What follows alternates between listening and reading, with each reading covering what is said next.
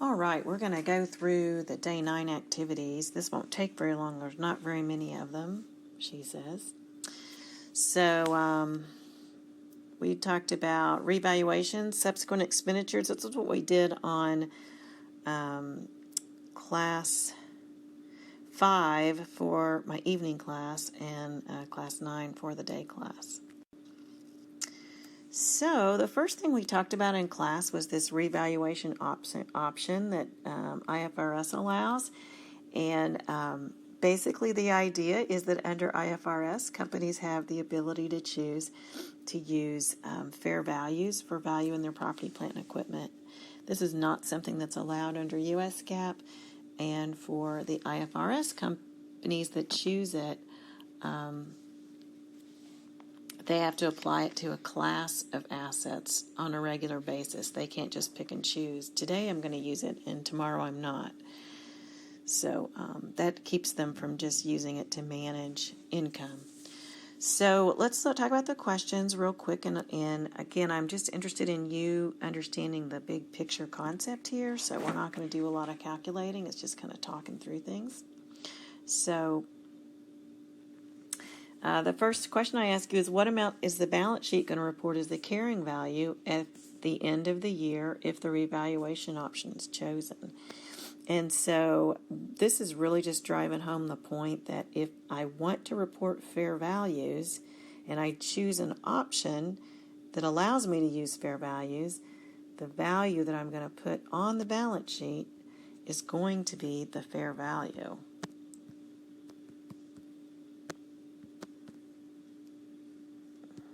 Which in this case equals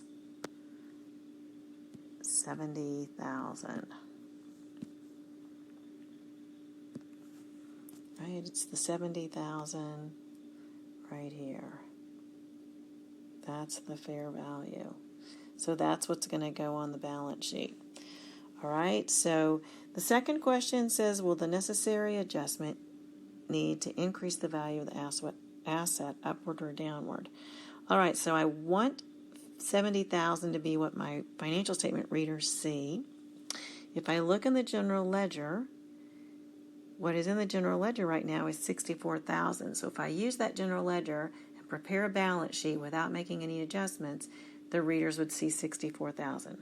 So I know I need to do an adjustment between these two. And I know you can do that. It's pretty quick math. It needs to go upward.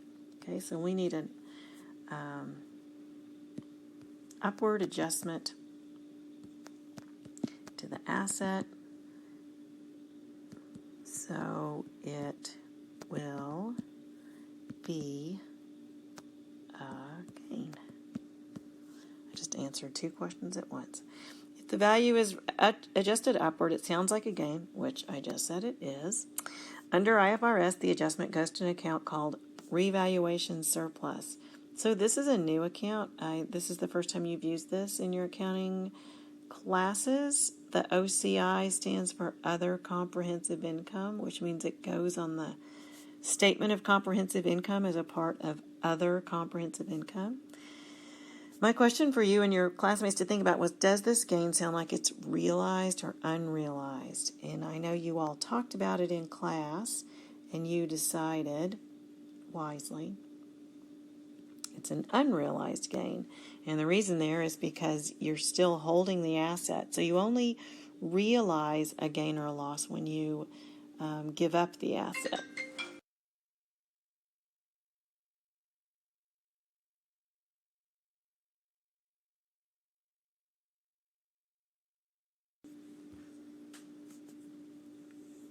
Okay, there's a little bit disturbance, but I think we're good. So, can only carry a credit balance is an important thing to recognize and to remember here. So we want to make sure we do that.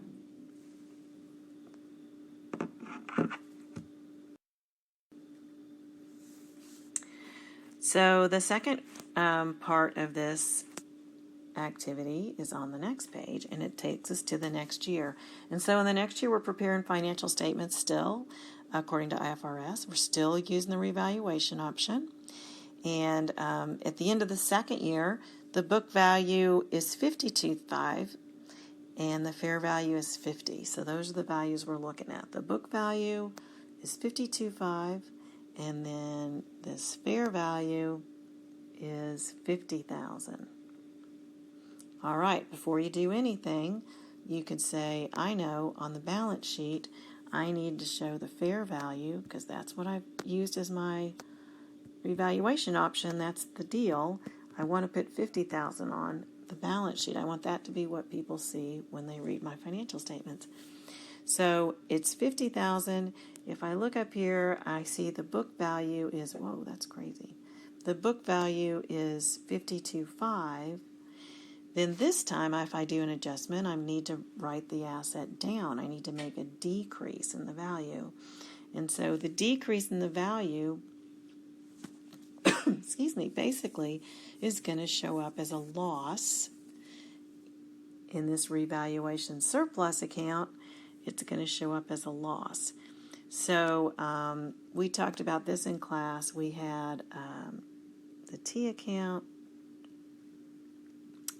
for the revaluation surplus.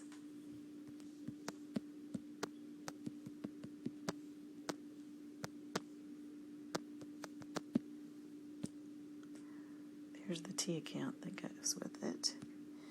And we said from the first year, if you were to flip back, we had a $6,000 sitting there, and we said it could only carry a credit balance, so that's all cool.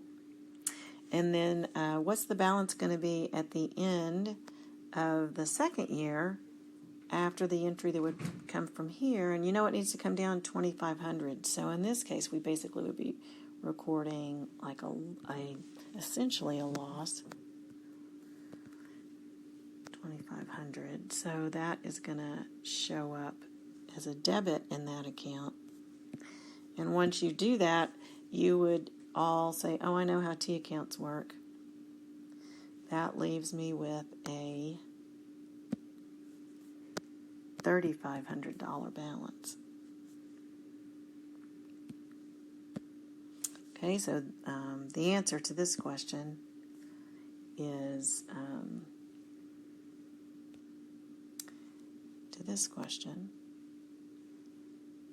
$3,500.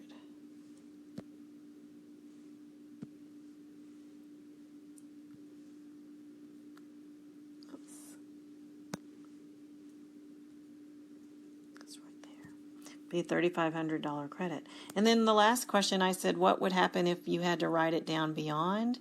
And this one, we just kind of talked about the fact that if you had to do that, any excess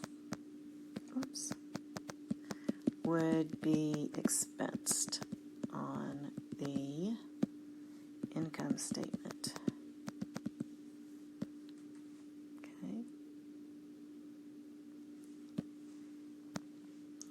Right, so that would be the answer there. Okay, so big idea, values go up and down. The revaluation surplus allows a company to record that up and down to show the fair value on the balance sheet for the asset. The other side of it gets carried in this revaluation surplus account. The changes in there are going to go through OCI, other comprehensive income, which means it doesn't show up on the income statement.